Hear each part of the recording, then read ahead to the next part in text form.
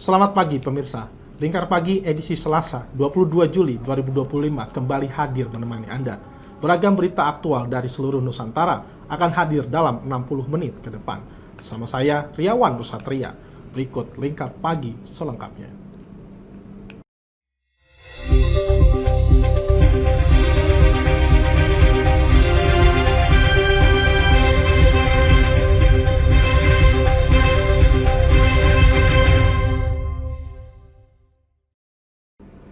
Ribuan rumah tak layak huni tersebar di Kabupaten Pati. Dinas Perumahan dan Kawasan Pemukiman mengimbau pemerintah desa untuk rutin memperbarui data kondisi rumah warga melalui aplikasi Sistem Informasi Perumahan atau SIPERUM. Hal ini penting untuk mengantongi surat keputusan agar dapat menerima bantuan perbaikan rumah dari pemerintah provinsi.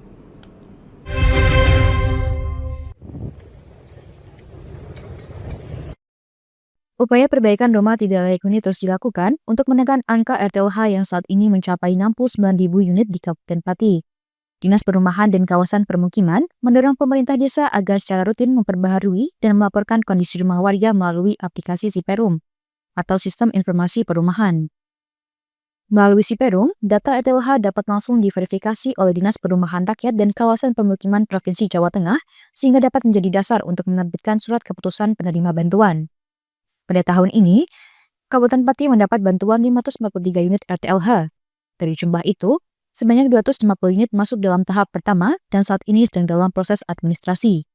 Proyek ini ditargetkan rampung pada Oktober 2025 mendatang. Kabid Permukiman, Dinas Perumahan dan Kawasan Permukiman Kabupaten Pati, Ahmad Kosim, mengatakan bahwa bantuan dialokasikan di berbagai kecamatan, di antaranya Sukolilo, Winong, Pucakwangi, Jaken, Batangan, Jakenan, Pati, Gabus, Logowungu, Gunung Wungkal, Dukuseti, dan Margorejo. Tidak layak huni di Kabupaten Pati ada 69.000. Masih tinggi, maka program-program yang diberikan baik dari pemerintah Kabupaten Pati, kemudian pemerintah provinsi, itu juga cukup banyak. Di tahun ini kami dari provinsi memperoleh 543 rumah ini dan langsung di SK-kan atau ditetapkan dari provinsi melalui apa? Ini banyak masyarakat kadang yang tidak tahu kan.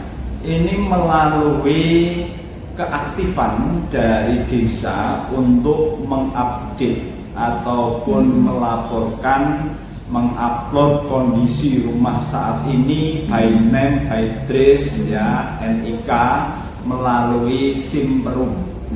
Saya yakin semua desa sudah mengetahui dan alhamdulillah untuk tahap pertama ini 250-an sudah sudah terlaksana untuk tahap awal penetapan penerima, kemudian juga dana ini sudah mulai berjalan. Kemudian juga ada dari CSR. Setiap rumah penerima bantuan mendapat alokasi belanja material sebesar 20 juta rupiah. Ahmad Kosim berharap jumlah bantuan dapat terus meningkat di tahun berikutnya agar angka RTLH di Kabupaten Pati semakin berkurang. Dari Pati, Mutia Parasti, Lingkar TV melaporkan. Bukit Senja Diponegoro yang terletak di belakang Universitas Diponegoro Tembalang, Kota Semarang, kini menjadi magnet baru bagi anak muda. Setiap sore tempat ini ramai dikunjungi untuk sekedar menunggu indahnya senja, bermain layang-layang hingga berdiskusi santai di alam terbuka.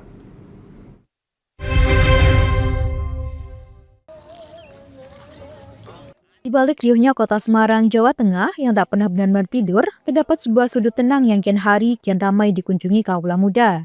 Bukan mall, bukan pula kafe kekinian, melainkan sebidang tanah lapang di atas bukit, tempat di mana senja, angin, dan tawa berpadu dalam harmoni sederhana. Ya, tempat ini dikenal dengan nama Bukit Senja Diponegoro. Terletak di belakang kompleks Universitas Diponegoro, Tembalang, Kota Semarang. Menjelang sore, bukit ini mulai dipenuhi anak muda yang menikmati keindahan alam. Ada yang mengabadikan momen matahari perlahan tenggelam, langit memerah, dan angin sejuk menyapu wajah-wajah muda yang duduk santai memandang cakrawala. Sebagian dari mereka datang hanya untuk melihat sunset, membiarkan lelah sehari penuh larut dalam warna jingga yang membakar langit. Bahkan, Sepasang muda-mudi terlihat asyik bermain layang-layang. Sorakan gembira dan tepuk tangan terdengar saat layangan mereka berhasil naik tinggi tanpa putus. Ada pula kelompok mahasiswa atau komunitas yang menggelar rapat kecil dengan duduk melingkar di atas tikar, sibuk membahas program komunitas maupun organisasi. Salah satu pengunjung, Aziza, warga Gunung Pati, mengaku datang bersama rekan-rekan kerjanya untuk melepaskan penat setelah seharian bekerja. Ini lagi di Bukit Undip, karena pengen nyore aja sih, lihat pemandangan senjanya keren. Karena di sini keren ya? Iya. Oh, banyak dari mana? Saya dari Gunung Pati. Oh, dari Gunung Pati. Iya. Dapat info ini dari mana? Dari temen-temen, soalnya banyak yang teman-teman orang sini terus bilang kalau senjanya bagus kalau di sini. Cocok untuk nongkrong ya? Iya. Ini masih kuliah berarti ya? Kebetulan saya udah kerja, Mas. Oh, udah kerja ya? Berarti menghilangkan penat juga ya? Iya, betul. Di sini selain bisa melihat sunset, untuk apa aja Kak? Di depan ada kayak kafe, terus buat ngopi juga oke, terus banyak jajanan-jajanan. Tak hanya keindahan alam, berbagai warung sederhana di sekitar bukit juga ikut menghangatkan suasana. Menyediakan gorengan, mie instan, kopi hangat, dan minuman dingin, warung-warung ini menjadi teman setia saat senja berangsur gelap. Salah satu pedagang, Suryani, menyampaikan bahwa bukit ini mulai ramai sejak masa pandemi COVID-19. Menurutnya, Bukit Diponegoro tergolong ramah di kantong. Pengunjung hanya tarik biaya sebesar Rp2.000 untuk parkir. Pengunjung bukit ini didominasi remaja dan anak muda, tak hanya dari Semarang, tetapi juga dari Kendal, Demak, dan sekitarnya. Pengunjungnya dari Semarang aja apa dari luar kota, Bu? Kalau luar kota, ada yang dari luar kota, kadang ada yang dari Kendal gitu kan. Kendal, terus Wuleri, ya. Prodedi gitu Pak Adi. Baik. Demak ada ya Bu? Demak ada. Ada ya Bu. Berarti di sini mayoritas untuk melihat pemandangan gitu ya Bu? Ya. Oh. Baik.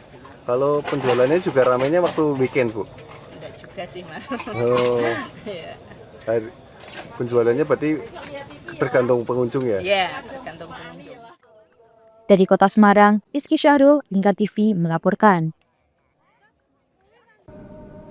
5 pejabat di lingkungan pemerintah Kabupaten Rembang tengah diperiksa terkait dugaan penyalahgunaan wewenang dalam proses seleksi PPPK. Jika terbukti bersalah, mereka terancam sanksi berat mulai dari penurunan jabatan hingga pemberhentian sebagai ASN.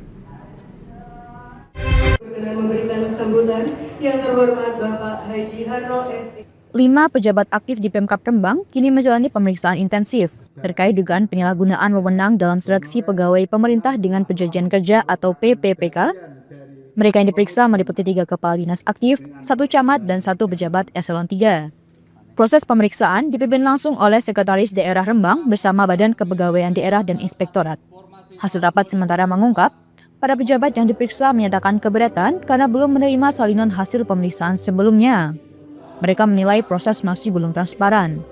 Kepala BKD Rembang, Arif Ramadan, menegaskan bahwa jika terbukti melakukan pelanggaran, para pejabat tersebut dapat jatuhi sanksi berat, seperti penurunan atau pelepasan jabatan struktural hingga pemberhentian sebagai ASN. Pak, kalau untuk semuanya Pak terkait penyalahgunaan wewenang itu sanksinya apa Pak? Mungkin biar himbauan ya. Diberat kalau Yang paling berat apa itu Pak sanksinya nanti? diberhentikan dengan tidak atas kewenangan sendiri. Sudah berapa kali rapat untuk membahas ini? Di Sekda sudah berapa kali rapat untuk membahas ini? Kemarin sebelum Pak PLH, terus nanti di Pak Sekda. 2 kali. Secara awal dari gaji kan dulu awal terus didapatkan lagi. Hasil pemeriksaan nantinya akan disampaikan langsung kepada Bupati Rembang yang memiliki kewenangan penuh untuk menentukan jenis sanksi yang akan dijatuhkan. Hingga kini, pemeriksaan masih berlangsung dan dipastikan akan dilanjutkan dengan pembahasan lanjut. Publik Rembang pun menanti sikap dan keputusan Bupati terhadap kasus ini. Dari Rembang, Fikri Rio, Lingkar TV melaporkan. Ratusan pengendara motor terjaring razia operasi patuh candi yang digelar Satlantas Polres Blora. Sejumlah kendaraan dengan pajak yang habis langsung diminta untuk melakukan perpanjangan di petugas Samsat yang diterjunkan di lokasi.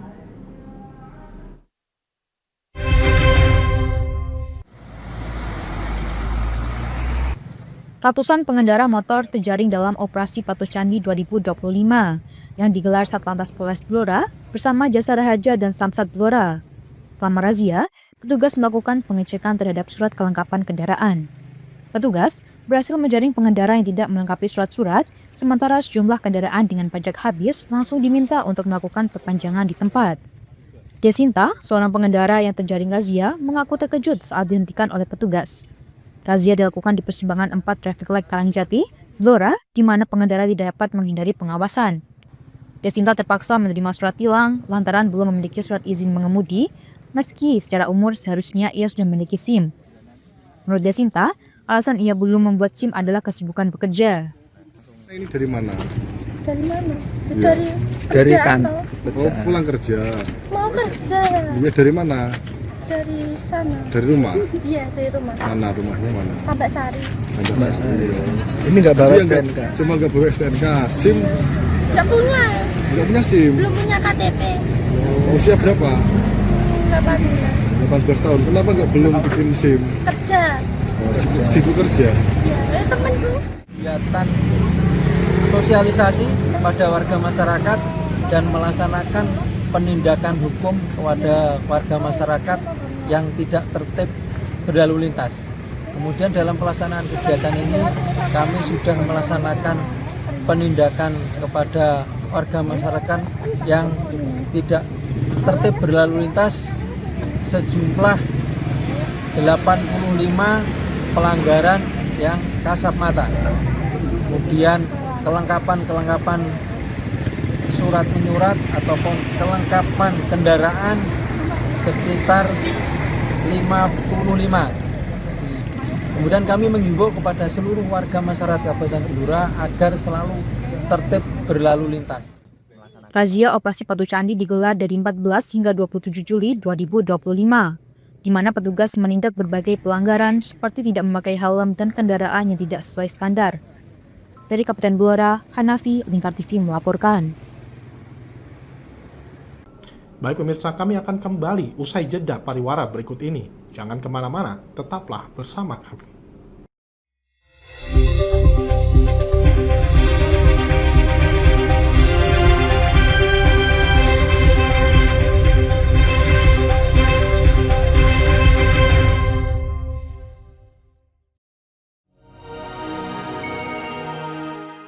Selain si retinol ini, kalau gitu ngomongin retinol, apa sih dok sebenarnya retinol itu? Bagus sih programnya. Yang saat ini ya kayaknya sudah beberapa tahun yang Wah, lalu. boleh banget nih ditonton setiap hari. Meanwhile,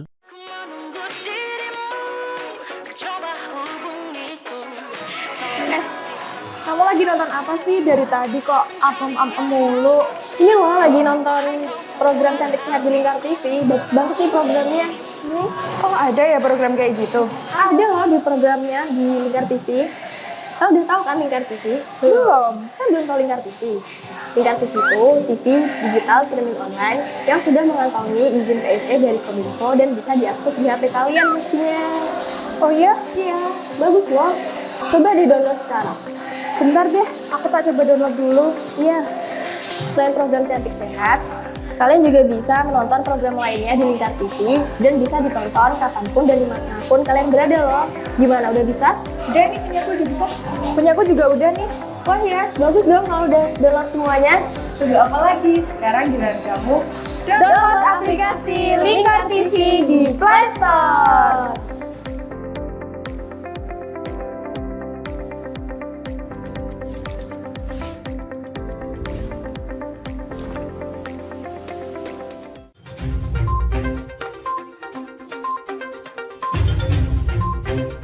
Merangkum semua peristiwa sebagai berita yang penuh fakta.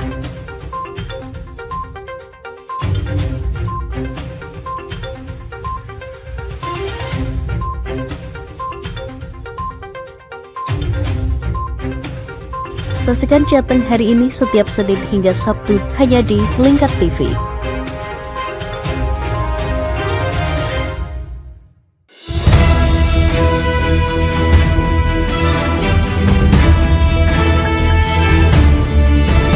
menemani pagi Anda dengan menyajikan berita nasional dan regional yang dikupas secara akurat dan aktual untuk awali hari.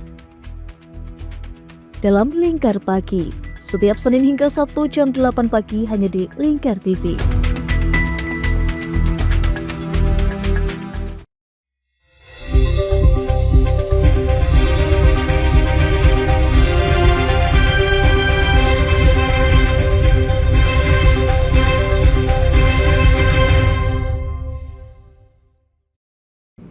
Kebijakan tarif impor baru sebesar 19% yang diberlakukan pemerintah Donald Trump terhadap sejumlah produk asal Indonesia menuai perhatian dari berbagai kalangan. Pengamat ekonomi Universitas Diponegoro Wahyu Widodo turut memberikan pandangannya terkait dampak dan langkah strategis yang perlu diambil menyikapi tarif Trump tersebut.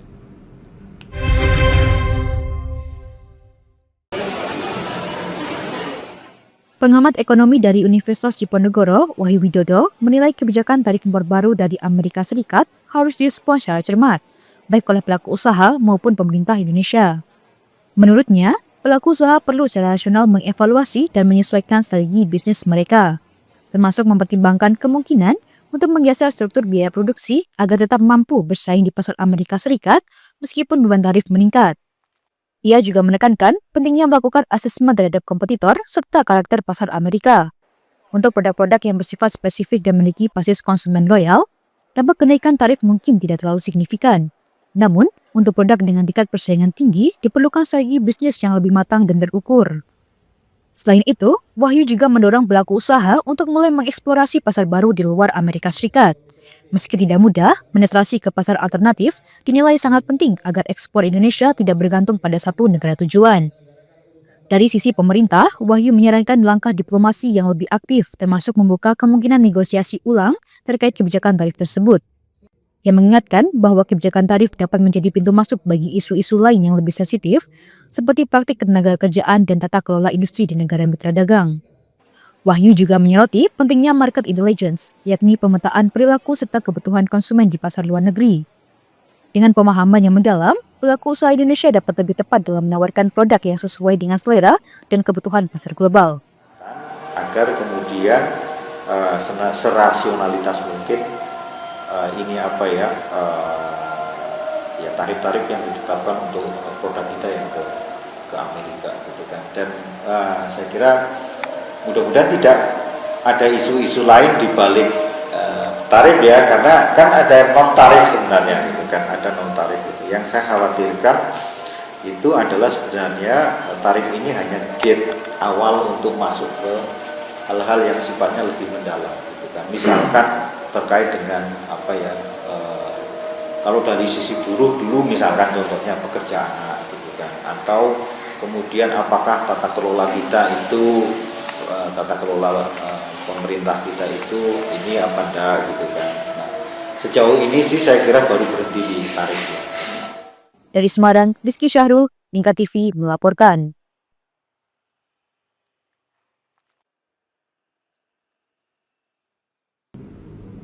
Pemerintah Kota Semarang menunjukkan komitmennya dalam mendukung pendidikan bagi masyarakat kurang mampu, serta mewujudkan visi misi Presiden melalui pembangunan sekolah rakyat. Rencana pembangunan sekolah rakyat akan berlokasi di Kelurahan Rawasari, Kecamatan Tembalang. Proses pembangunan akan segera dimulai setelah mendapatkan arahan resmi dari pemerintah pusat. Namun, pembangunan ini masih terkendala karena lahan di Rawasari merupakan wilayah hijau untuk pertanian. Oleh karena itu, pemerintah Kota Semarang tengah berkoordinasi dengan Kementerian Pertanian untuk menyelesaikan legalisasi lahan tersebut.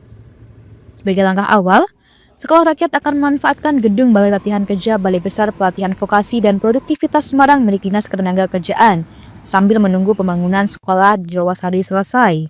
Sekolah rakyat di Semarang membuka pendaftaran bagi siswa kurang mampu pada jenjang SD dan SMA, masing-masing dibatasi kuota 50 anak per jenjang. Pembangunan sekolah rakyat ini menjadi bagian dari program Pemkot Semarang dalam mendukung akses pendidikan gratis dan inklusif bagi anak-anak dari keluarga kurang mampu, khususnya yang belum terakomodasi oleh sistem pendidikan formal. Kepala Dinas Sosial Kota Semarang, Heru Sukandar, mengaku telah mempersiapkan data untuk memverifikasi warga kurang mampu agar dapat direkrut menjadi siswa sekolah rakyat, yang rencananya akan menggunakan sistem boarding school atau asrama. UN belajarnya 50 untuk SMA, 50 untuk SD. Ini sedang kita lakukan verifikasi validasi data dengan dinas pendidikan. Ini sudah kita dapat sekitar 9 sama 25, 9 SMA yang 25 untuk yang SD. Jadi nanti ini terus berlanjut dilakukan verbal di tingkat kabupaten bawah. Data sudah ada dari kementerian, tinggal kita melakukan verifikasi gitu. Data calon siswanya juga sudah ada Pak? Kalau data yang kita terima adalah data tunggal sosial ekonomi nasional. Jadi yang data itu kan dari data itu kan ada orang tua, ada anak, lah itu nanti kita perform. Kalau di BLK sendiri itu permanen sampai nanti rencananya nggak tahu yang ke depan, tapi rencananya nanti untuk tahun ini BLK, tapi nanti kalau Rawasari sudah jadi nanti kita ke Rawasari. Sementara itu, Kepala Dinas Pendidikan Kota Semarang, Bambang Pramusinto, menerangkan saat ini masih menunggu proses verifikasi data siswa kurang mampu dari Kementerian Sosial RI sebagai calon peserta didik di Sekolah Rakyat Semarang. Bambang menyebutkan, proses verifikasi tersebut harus dilaporkan kepada Menteri Sosial paling lambat tanggal 18 Juli 2025. Rapat koordinasi juga telah dilakukan bersama Dinas Sosial, BPS, Bapeda, Inspektorat, serta bagian hukum untuk mempercepat proses tersebut. Verbal oleh pemerintah Kota Semarang melalui Dinas Sosial dibantu BPS dan Dinas Pendidikan untuk direkrut sebagai calon siswa baru sekolah rakyat yang lokasi sementaranya di sekolah vokasi milik pemerintah provinsi di Jalan Brigjen Katamso. BLK itu Pak ya? Ya. Dan untuk perekrutan yang tahap awal ini diperuntukkan untuk SD, jenjang SD dan SMA, masing-masing 50. Nanti sudah kami rapatkan dengan Dinsos, dengan BPS, kemudian ada Bapeda, Inspektorat, bagian hukum, ya, untuk membahas terkait dengan proses verbal yang nanti harus dilaporkan oleh kepala daerah maksimal tanggal 18 ke Menteri Sosial. Untuk tenaga pendidiknya Pak? Selama ini kita belum ada diskusi khusus untuk tenaga pendidik. Kalau kemarin pada saat DES di Jakarta di Kemensos, kemungkinan nanti akan diberikan kesempatan direkrut dari masing-masing daerah. Dari Kota Semarang, Syaril Mu'ad, Lingkar TV melaporkan.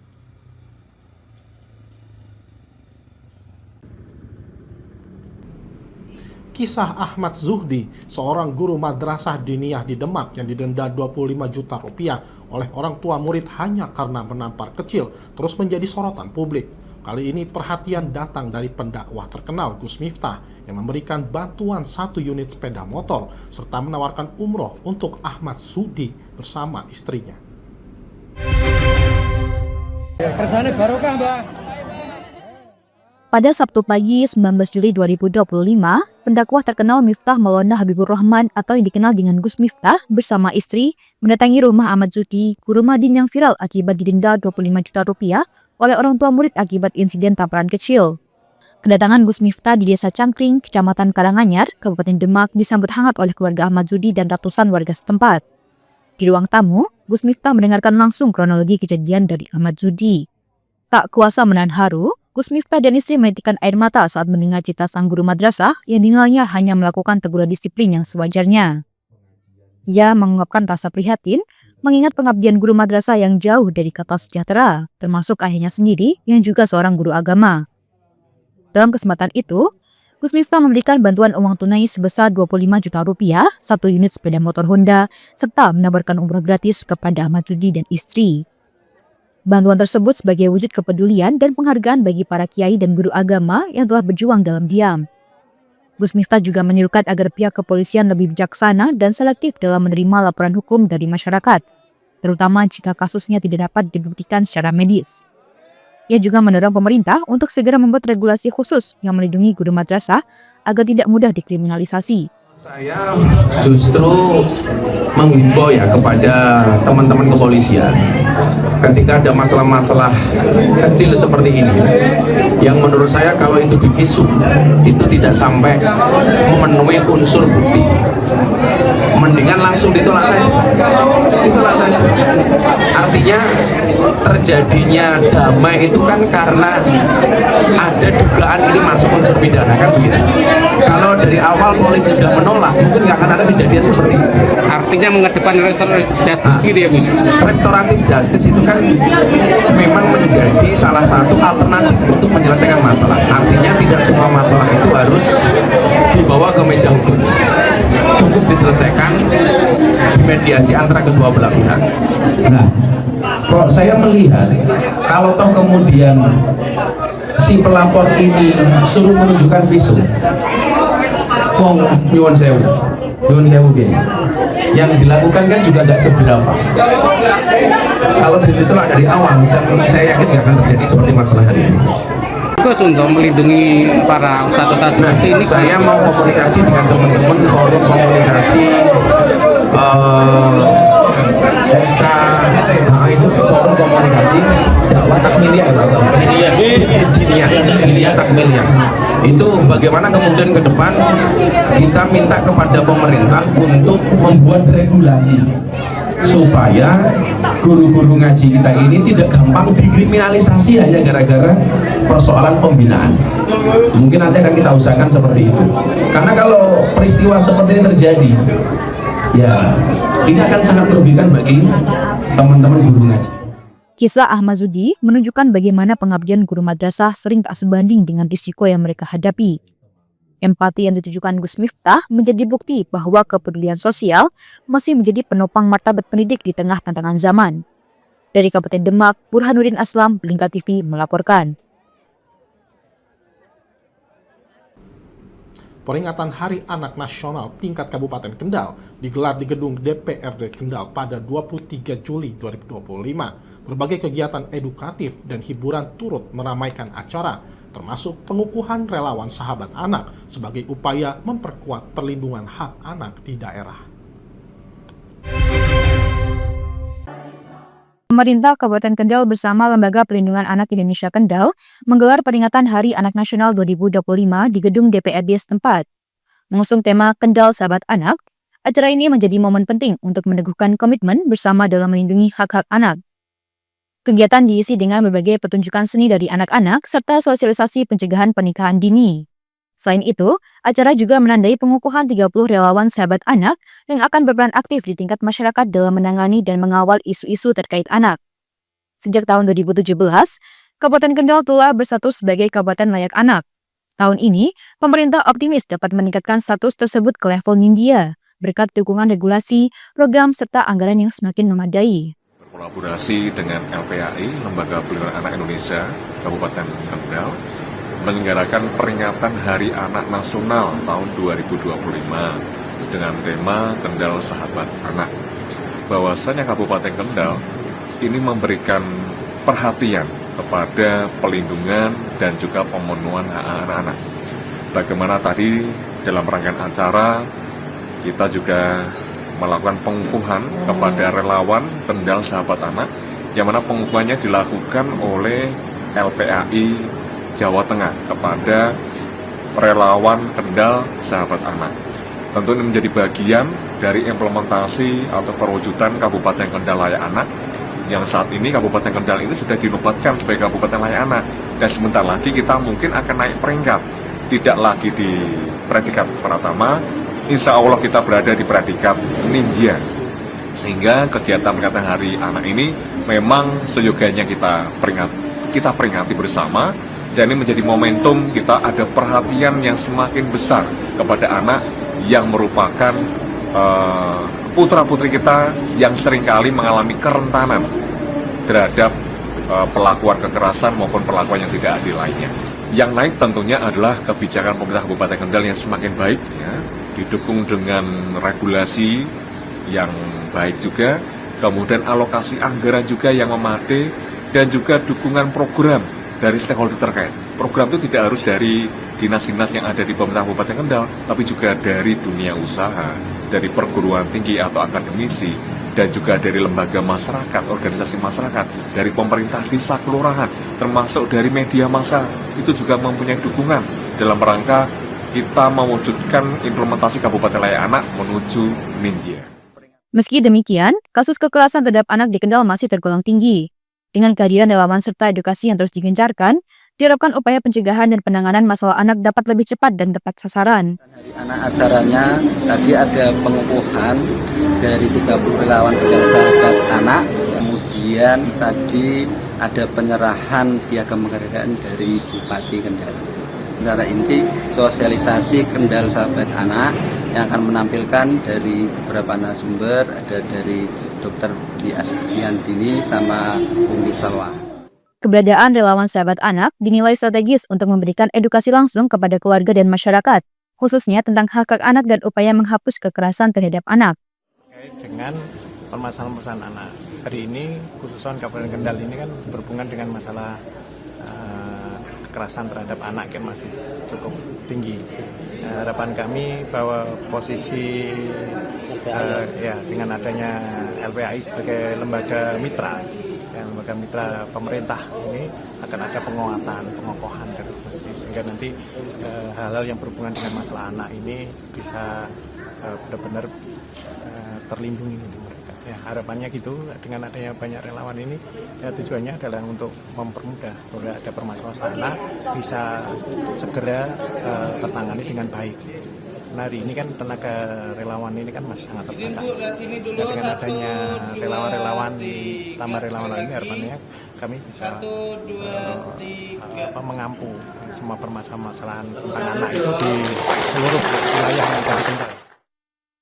Peringatan Hari Anak Nasional diharapkan dapat menjadi momentum penguatan kolaborasi semua pihak agar anak-anak di Kabupaten Kendal dapat tumbuh dalam lingkungan yang lebih aman, sehat, dan berkeadilan. Dari Kendal, Jawa Tengah, Wahyudi, Lingkar TV melaporkan.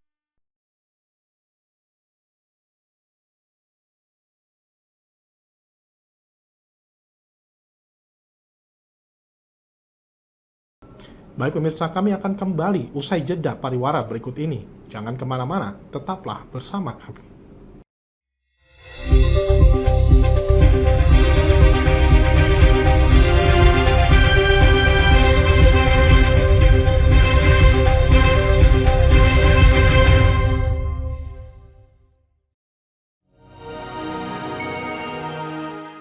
Selain si retinol ini, kalau gitu ngomongin retinol, apa sih dok sebenarnya retinol itu?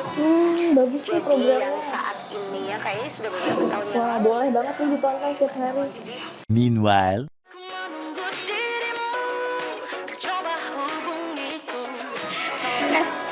Kamu lagi nonton apa sih dari tadi kok apem-apem mulu?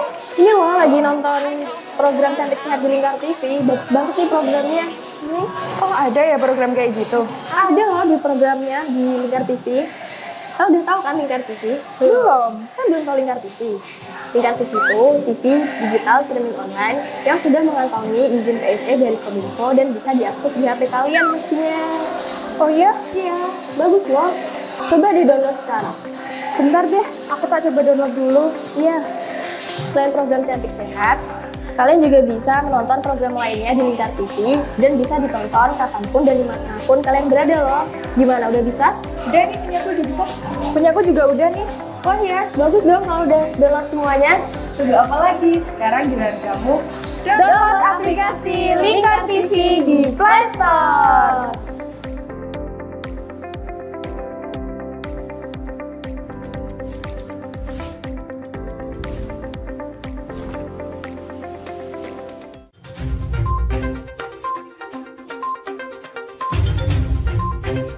Merangkum semua peristiwa sebagai berita yang penuh fakta.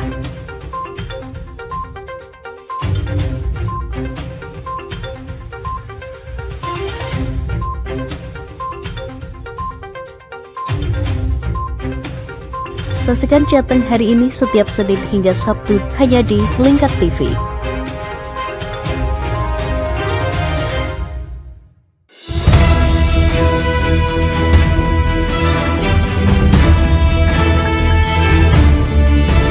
Menemani pagi Anda dengan menyajikan berita nasional dan regional yang dikupas secara akurat dan aktual untuk awali hari. Dalam Lingkar Pagi, setiap Senin hingga Sabtu jam 8 pagi hanya di Lingkar TV.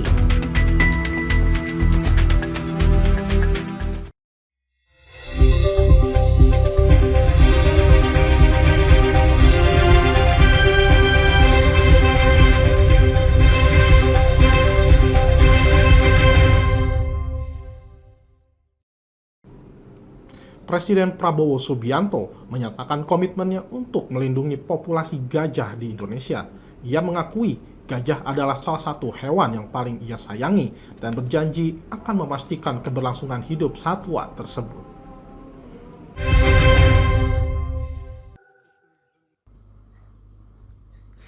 Presiden Prabowo Subianto mengakui bahwa gajah merupakan salah satu hewan yang paling disayanginya.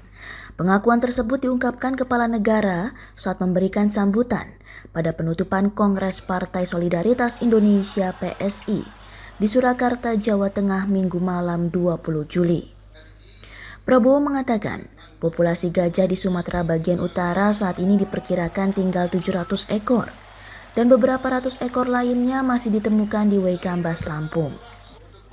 Ia pun memastikan akan terus melindungi populasi gajah dengan membangun konservasi hingga memberi perhatian khusus pada Taman Nasional Waikambas. Di Waikambas lebih luas, sudah menjadi Taman Nasional 120.000 hektar ya, benar ya Menteri Hutan. Memang pantas ya PSI dari awal ngincernya Kementerian Hutan. Karena mungkin sudah ada insting ingin melindungi hutan, ingin melindungi gajah-gajah.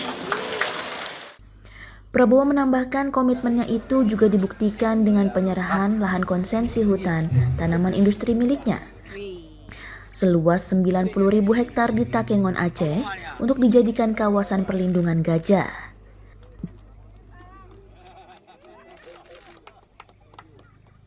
Presiden Prabowo Subianto menegaskan akan menindak tegas praktik pengoplosan beras yang ditaksir merugikan negara hingga 100 triliun rupiah setiap tahun. Ia telah meminta Kejaksaan Agung dan Kepolisian untuk segera mengusut dan menindak pelaku tanpa pandang bulu.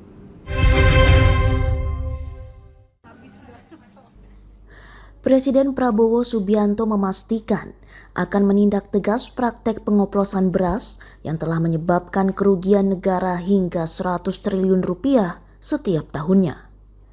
Penegasan tersebut disampaikan Kepala Negara saat memberikan sambutan pada penutupan Kongres Partai Solidaritas Indonesia (PSI) di Surakarta, Jawa Tengah Minggu malam 20 Juli. Prabowo mengatakan pihaknya masih menemukan adanya pengusaha yang menipu rakyat dengan melabeli beras biasa menjadi premium.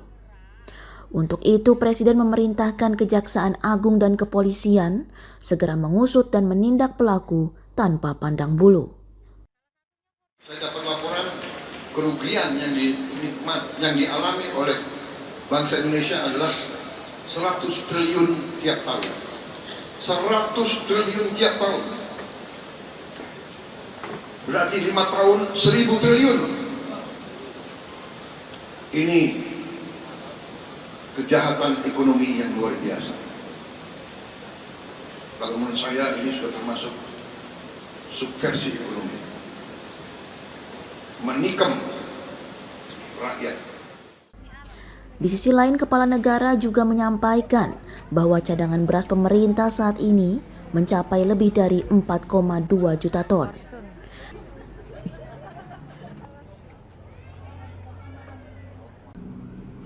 Menteri Sosial Saifullah Yusuf mengungkapkan bahwa lebih dari 200.000 penerima bansos dicoret karena terlibat judi online. Hal ini disampaikan saat kunjungannya ke sekolah rakyat di Solo pada Minggu 20 Juli lalu. Kemensos juga akan mengevaluasi penerima bansos yang telah menerima bantuan lebih dari 10 tahun.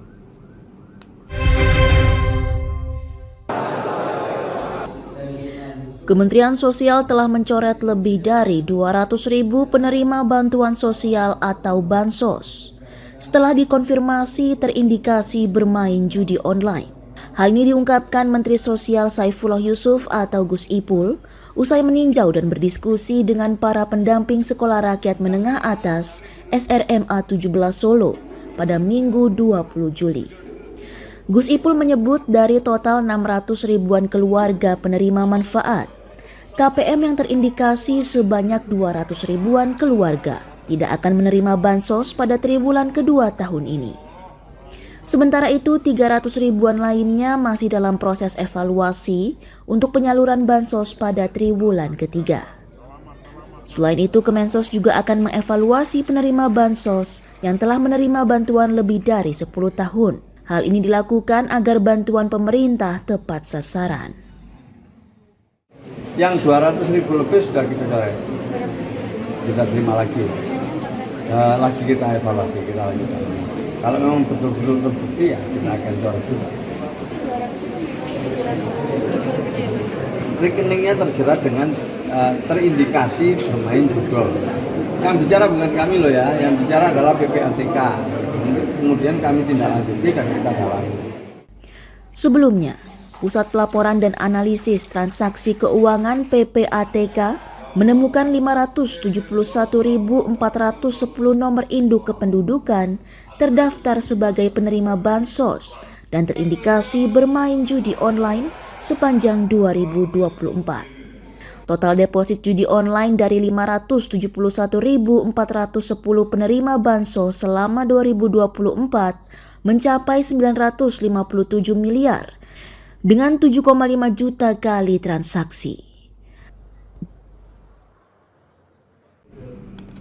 Menteri Pendidikan Dasar dan Menengah Abdul Mukti menegaskan pentingnya penanaman nilai cinta kasih dan toleransi dalam pendidikan. Hal ini ia sampaikan dalam peringatan Hari Anak Nasional 2025 di Bundaran Hotel Indonesia pada Minggu 20 Juli lalu.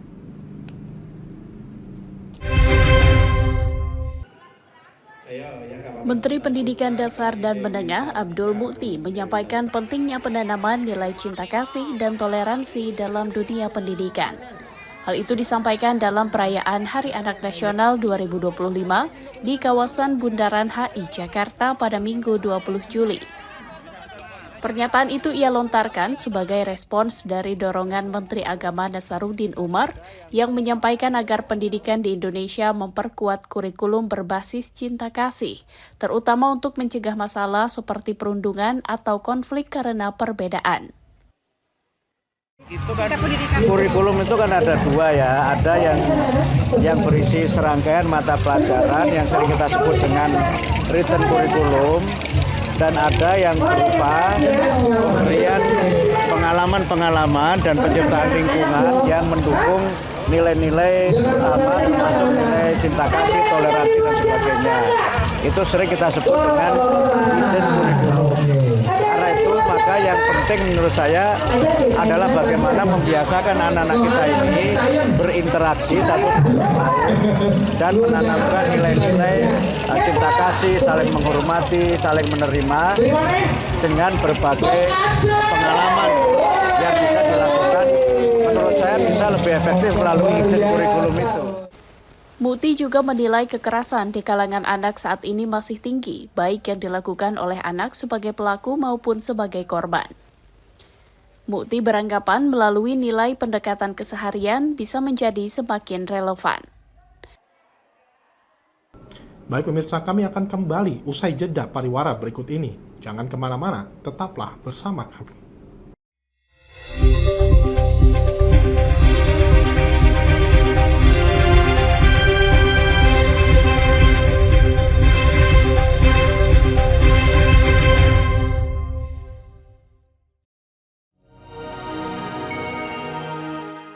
Selain si retinol ini, kalau gitu ngomongin retinol, apa sih dok sebenarnya retinol itu?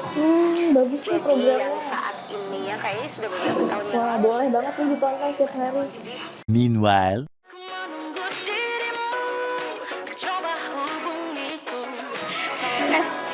Kamu lagi nonton apa sih dari tadi kok apem-apem mulu? Ini loh lagi nonton program Cantik Sehat di Lingkar TV. Bagus banget nih programnya. Oh ada ya program kayak gitu? Ada loh di programnya di Lingkar TV. Kau udah tahu kan Lingkar TV? Belum. Kan belum tahu Lingkar TV. Lingkar TV itu TV digital streaming online yang sudah mengantongi izin PSE dari Kominfo dan bisa diakses di HP kalian mestinya. Oh iya? Iya, bagus loh. Coba di-download sekarang. Bentar deh, aku tak coba download dulu. Iya. Selain program Cantik Sehat, Kalian juga bisa menonton program lainnya di Lingkar TV dan bisa ditonton kapanpun dan dimanapun kalian berada loh. Gimana, udah bisa? Udah nih, punyaku udah bisa. Punyaku juga udah nih. Wah ya, bagus dong kalau udah download semuanya. Tunggu apa lagi? Sekarang giliran kamu download aplikasi Lingkar TV di Play Store.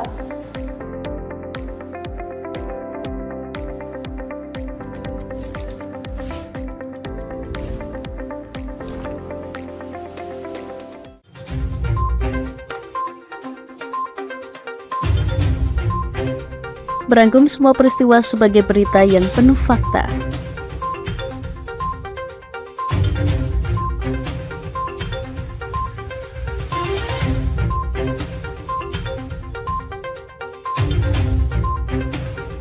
Saksikan Jateng hari ini setiap Senin hingga Sabtu hanya di Lingkar TV.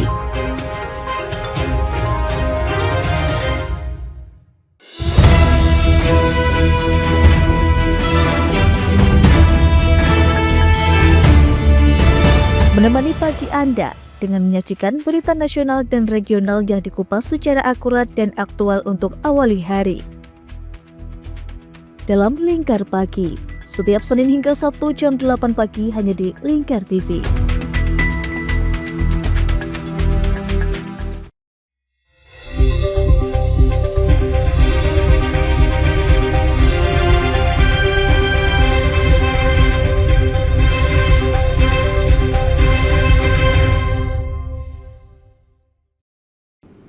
Wakil Gubernur Jakarta Rano Karno mengunjungi para korban kebakaran di Kelurahan Bukit Duri, Tebet pada Minggu 20 Juli lalu.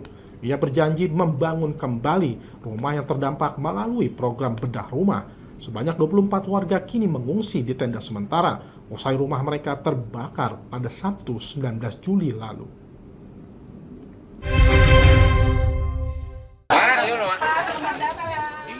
Wakil Gubernur Jakarta Rano Karno mengunjungi para pengungsi kebakaran di Kelurahan Bukit Duri, Tebet, Jakarta Selatan pada Minggu 20 Juli. Bang Dul langsung menemui warga dan memberikan sejumlah bantuan berupa perlengkapan sekolah, perlengkapan bayi, serta uang tunai kepada korban yang mengungsi akibat kebakaran. Rano pun berjanji pihaknya akan membangun ulang rumah yang terdampak kebakaran melalui program bedah rumah. Saya minta maaf tidak menyebut ya, tapi tadi teman-teman lihat memang ada kriteria. Keluarga yang mengalami ya naas, 2 anaknya meninggal, kita berikan santunan. Kemudian keluarga yang anaknya meninggal 1 orang juga kita berikan santunan. Saya tidak ingin menyebut jumlah, tapi artinya itulah maksimal Basnas telah banyak memberikan bantuan kepada kita juga. Nah kemudian saya mendapat informasi bahwa ada rumah terdampak. Insya Allah kita akan bedah rumah. Mudah-mudahan ibu yang meninggalkan tempat itu bisa melanjutkan kehidupan lagi. Tapi tentu saja bedah rumah baru bisa dilakukan apabila memang garis polisi sudah tercabut. Karena kan sekarang ini masih istilahnya masih pemeriksaan dari kepolisian. Rano menambahkan kebakaran yang terjadi di Jakarta 90% akibat korsleting listrik. Oleh karena itu, dirinya mengimbau kepada masyarakat Jakarta agar lebih bijak dan berhati-hati saat menggunakan listrik di dalam rumah.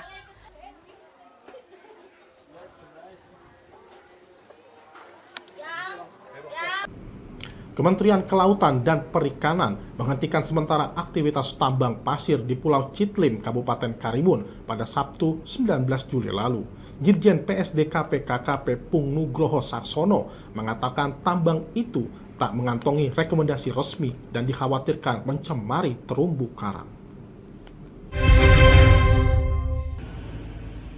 Kementerian Kelautan dan Perikanan menghentikan aktivitas galian tambang pasir yang berlokasi di Pulau Citlim, Kabupaten Karimun, Kepulauan Riau pada Sabtu 19 Juli. Menurut Pung Nugroho Saksono, Direktur Jenderal Pemanfaatan Sumber Daya Kelautan dan Perikanan, aktivitas di-stop sementara karena tidak punya rekomendasi dari kementerian.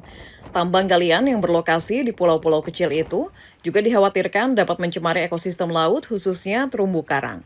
Aktivitas pertambangan telah berjalan sejak tahun 2019 dan telah diberi peringatan, namun tidak diindahkan oleh perusahaan, sehingga KKP memasang pelang penghentian sementara. Kami dari tahun berapa ya? 2003 sudah melakukan pemeriksaan, sudah kita kasih peringatan, sudah juga kita lakukan peringatan ya, pemeriksaan, tapi tidak mengindahkan. Artinya toleransi kami sudah lama nih gitu kan. Pasir yang dihasilkan dalam 1 bulan mencapai sekitar 10 hingga 15 ribu ton dan mayoritas dikirimkan ke Batam. Pung juga menjelaskan Pulau Chitlim merupakan kategori pulau kecil karena luasnya kurang dari 23 km sehingga melanggar ketentuan dari KKP terkait pemanfaatan pulau kecil.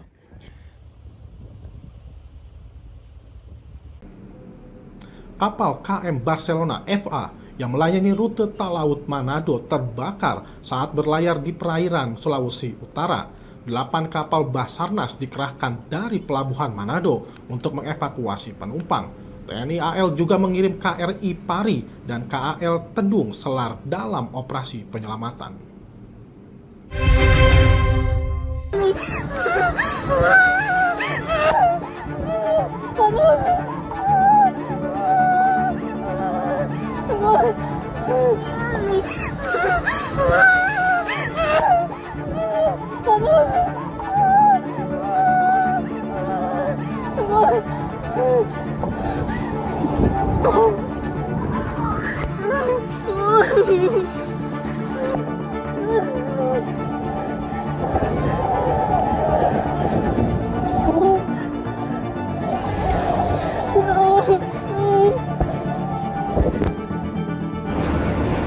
Kapal Barcelona.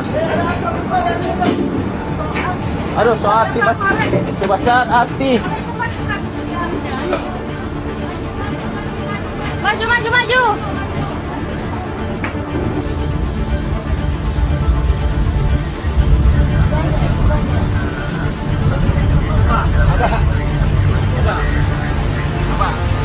Dari sana, dari apa dia? Apa pak? Ya, boleh di situ pak. Nah.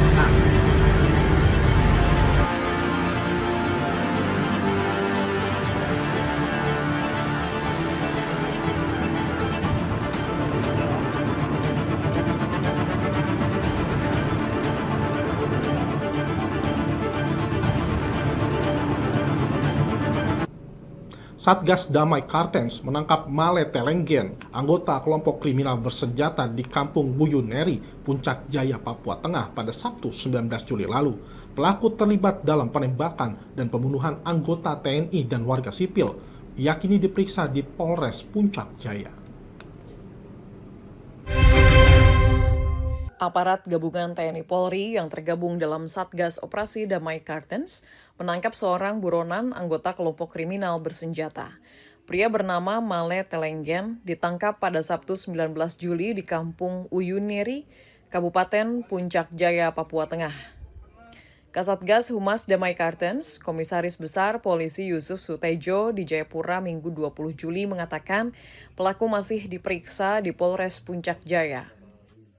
Dalam kasus terakhir, ia berperan sebagai pengemudi sepeda motor yang mengantar pelaku penembakan, yaitu Nanu Bingga Enumbi. Male Telenggen yang tergabung dalam pasukan kelompok kriminal bersenjata Yambi di bawah komando Lekagat Telenggang, kini telah dibawa ke Polres Puncak Jaya. Hingga saat ini, tim gabungan Operasi Damai Kartens masih melakukan pengembangan terhadap senjata api yang masih dipegang oleh kelompok Male Telenggen dan jaringan kelompok kriminal bersenjata lainnya. Yusuf menambahkan pelaku terlibat penembakan anggota TNI Serka Jeffrey pada 15 Agustus lalu, serta pembunuhan terhadap warga sipil Edi Hermanto di Pasar Sentral Kota Mulia pada 12 Juli 2025. Pasca penangkapan ini, aparat gabungan TNI Polri meningkatkan patroli keamanan guna mengantisipasi aksi gangguan lanjutan. Baik pemirsa, Lingkar Pagi berakhir sampai di sini. Jangan lupa saksikan Lingkar Siang setiap hari Senin hingga Sabtu pukul 1 siang waktu Indonesia Barat hanya di Lingkar TV. Saya Riawan Nusatria, mewakili kru yang bertugas pamit undur diri. Selamat pagi dan selamat beraktivitas.